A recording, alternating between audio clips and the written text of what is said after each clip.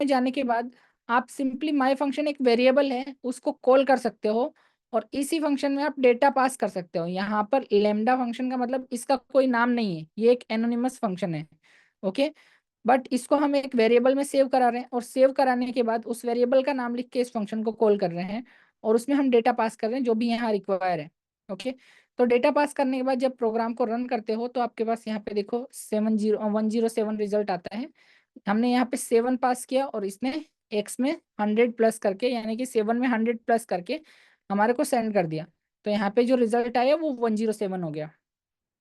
Okay, so as previously in yesterday class, we have defined some function like with the definition like with def keyword, function name, and if you want to pass any argument, you can pass inside this bracket. So you can return the result and you can write as many line of expression as you need here. Okay, as many line as you need. Okay, but in the lambda function, you can write only one line of a statement. Okay, only one expression. So here is the return keyword it uses and return this value. But what we can do inside the lambda function, we can just start from here. Okay, with the keyword lambda, it is lambda function created, and you can write any number of argument, like I am writing here only x, one argument I am asking for it, x can have any value, and after putting a colon sign, it is lambda function defined here. Okay, lambda function asking for one argument only. Then after the colon sign, you can just put any expression but in one line. Okay, anything but in a single line. So x plus 100 is 107, we all know. So we are printing the this thing my function. You can save this lambda function inside my function. Okay, so anything, any variable you can create and you can save inside this variable. So when you call my function, you can pass the argument here, and I am passing here 7. So it is completely become x plus 100. It means 7 plus 100 is 107. And when I run the program, it is the result here. It does not need to return any statement. It does not need return keyword to return. This is called lambda function. Okay, I hope this is clear now. If all clear until here, just type AC for all clear. Lambda function के बारे में आपको clear हो चुका है तो AC type कर दो। Okay, great.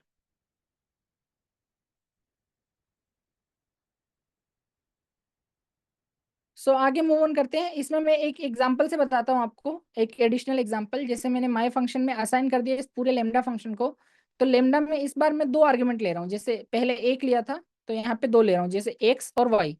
एक्स और वाई लेने के बाद एक्स और वाई का मैं मल्टीप्लीकेशन कर रहा हूँ। तो जो भी रिजल्ट आए उसका मैं दोनों नंबर का मल्टीप्लीकेशन कर रहा हूँ एग्जाम्पल के लिए। तो आपको सिंपल माई फंक्शन लिखना है। ये एक वेरिएबल है जिसमें आपका ये लेमडा फंक्शन होल्ड है। इस वेरिएबल के अंदर आपने 2 चीजें पास करी, 6 और 7, एक्स और वाई के लिए। ओके, तो 6, यहाँ पे जो रिजल्ट आया 6 into 7, एक एक्सप्रेशन यहाँ पे सॉल्व हो गया, और वो ऑटोमेटिक रिटर्न होके यहाँ पे मिल जाएगा अपने को जब भी आप इसको कॉल करोगे।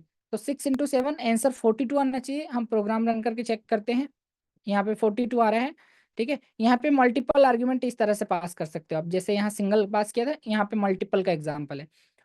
So you can pass multiple argument, like you have passed single argument here, you can pass by comma separated. Okay, this is same lambda function, and I am accepting 2 arguments here, x and y.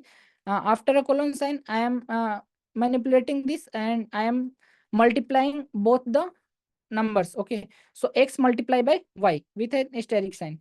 So this all return a result, and this result will be returned by my function. Everything is stored inside my function. My function is a variable, so I'm calling that variable with the lambda, with holding the lambda function, and I'm passing 2 values for x and y, so 6 and 7 here. And after multiplying both the numbers, the result should be 42, and when I run the program, you can see the result is 42 here. I hope this is clear. If clear, type AC. Multiple argument clear है आपको तो AC type कर दो। हाँ sir, clear है। Okay, next चीज हम देखते हैं यहाँ पर प्रैक्टिकल यूजेस। ठीक है, तो प्रैक्टिकल यूजेस इसका कैसे कर सकते हैं हम लेमडा फंक्शन का। एक, इसको एनोनिमस फंक्शन की तरह आप लिख के कुछ भी यूजेस इसका कर सकते हो। और जब कभी आपको एक सिंगल लाइन की रिक्वायरमेंट है और आप पूरा फंक्शन डिफाइन नहीं करना चाहते, और या फिर किसी फंक्शन को वेरिएबल में आप सेव करना चाहते हो, एक पर्टिकुलर वेरिएबल में स्टोर करना चाहते हो, तो उस केस में आप लेमडा फंक्शन को डिफाइन कर सकते हो। यहाँ पे जो प्रैक्टिकल यूज में बताऊंगा, उसमें मैं बताऊंगा कि अगर यूजर कुछ परचेज करता है, तो वो वहाँ पे उसके साथ कोई टैक्स कैलकुलेशन होता है। अगर उस चीज पे कोई सर्विस परचेज करी उसने, तो यहाँ पे एक सर्विस टैक्स नाम से मैंने वेरिएबल बना लिया, लेमडा फंक्शन को लिखा, और मैंने यूजर से पूछा अमाउंट कितना है। ओके, अमाउंट मेरा यहाँ पर आर्ग्यूमेंट है। उसके बाद कोलोन साइन के बाद मैंने अमाउंट को 18% टैक्स के लिए निकाला, तो 18% निकालने के लिए मुझे अमाउंट का मल्टीप्लाई करना होगा 18/100 से। ठीक है, इससे मल्टीप्लाई करने के बाद मेरा इसका जो भी टैक्स बनता है इस अमाउंट का, वो टैक्स निकल के आ जाएगा। तो ये एक सिंपल यूज केस है, यहाँ पे मुझे एक ही लाइन ऑफ एक्सप्रेशन की जरूरत है, एक ही स्टेटमेंट से मेरा काम हो जाएगा। और ये सिंपल टू यूज है, मैं एक ही लाइन में इसको यूज कर सकता हूँ। तो मैंने लेमडा लिखा, अमाउंट एज आर्ग्यूमेंट लिया, देन उस अमाउंट को मैंने वहां से सर्विस टैक्स को निकाल लिया, कैलकुलेट कर लिया 18% सर्विस टैक्स। ओके, कैलकुलेट करने के बाद ये सर्विस टैक्स जो वेरिएबल आपने लिखा है यहाँ पर, आप से इसको कॉल कर सकते हो। और कॉल करने के बाद इसमें आप अपना अमाउंट पास कर सकते हो। फॉर एग्जाम्पल, अगर मैं 100 पास कर रहा हूँ, तो 100 पे 18% के हिसाब से 18 रुपये टैक्स बनना चाहिए, तो हमारा रिजल्ट आना चाहिए 18। तो यहाँ पे 18 रिजल्ट आ चुका है। इसी एग्जाम्पल के अगेंस्ट में यहाँ पे 500 पास कर रहा हूँ। अगर मैंने कोई 500 की चीज परचेज करी है और अगर उस पे 18% टैक्स लगता है, तो उसके अकॉर्डिंग मेरा यहाँ पे जो अमाउंट हो जाना चाहिए वो 90 रुपीज का टैक्स अमाउंट आना चाहिए 500 के अकॉर्डिंग। ओके, सो यहाँ पे हम कैलकुलेट करते हैं और यहाँ पे 90 रुपीज आ रहा है अमाउंट। ओके, सो इस तरह से आप टैक्स का कैलकुलेशन कर सकते हो, या फिर कोई भी एक एक्सप्रेशन जो आप लिखना चाहते हो लेमडा फंक्शन में, यहाँ पे सिर्फ एक लाइन अलाउड है, कोई भी एक लाइन हो सकती है इस कोलोन साइन के आगे। ओके, तो कोई भी एक लाइन जो आप सिंगल लाइन स्टेटमेंट लिखना चाहते हो वो लिख के अलाउ कर सकते हो, और ये वैल्यू को डायरेक्टली रिटर्न कर देगा, और उस रिटर्न वैल्यू को प्रिंट फंक्शन के अंदर मैं प्रिंट कर रहा हूँ। Okay, so what is the practical uses of lambda function? I am calculating the service tax here, and after defining the lambda function I am asking for the main amount. Okay, so if user given amount here, so I am taking the amount and calculating the tax of with the 18% of tax. Okay, for the service tax.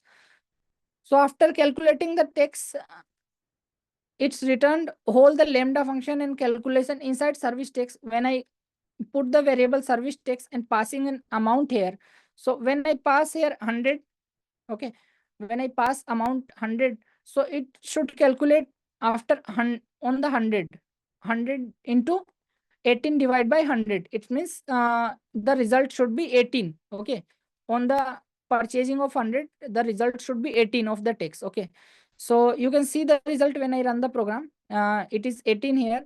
When I put 500 here, the result should be 90, because 18% of text. So I am calculating the text here, so text should be 90.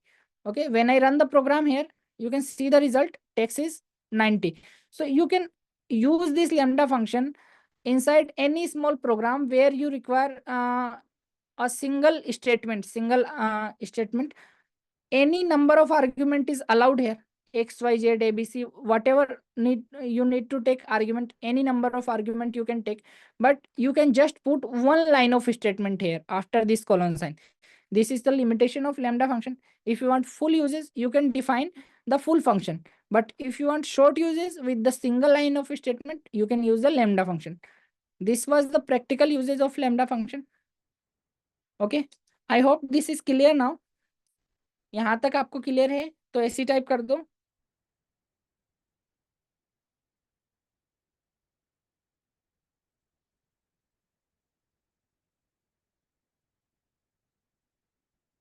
Okay, great. तो आज एक जो छोटी सी class थी हमारी lambda function के बारे में, मैंने बताया था आपको ये बहुत सी छोटी क्लास होने वाली है, एक छोटा टॉपिक था कवर करने के लिए, कभी कभी क्लास बड़ी हो जाती है, बड़े टॉपिक्स होते हैं। तो अब हम आ जाते हैं अपने Q&A सेशन पर। So today this topic was too short, and that's why the class is short today. And now we are moving on our Q&A session.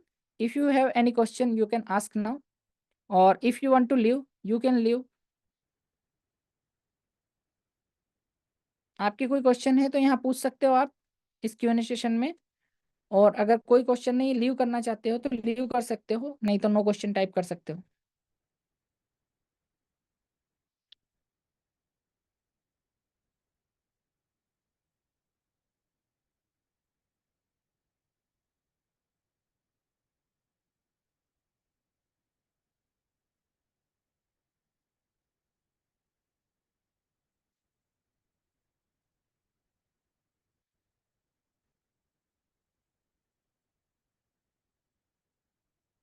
So I hope कि पिछले सेशन में जिन लोगों ने कुछ पूछा था व्हाट्सएप पे, जो रिप्लाई मतलब मैं एक वीक से नहीं दे पा रहा था, मैंने कल सारे आपके टास्क का रिप्लाई दिया है, आप लोग चेक कर सकते हो। अगर आपने अपना आंसर पोस्ट किया था या कोई क्वेश्चन पूछा था ग्रुप में, तो उन सब के आंसर आपको मिल चुके होंगे। बाई चांस अगर किसी का आंसर रह गया हो तो आप पूछ सकते हो यहाँ पर।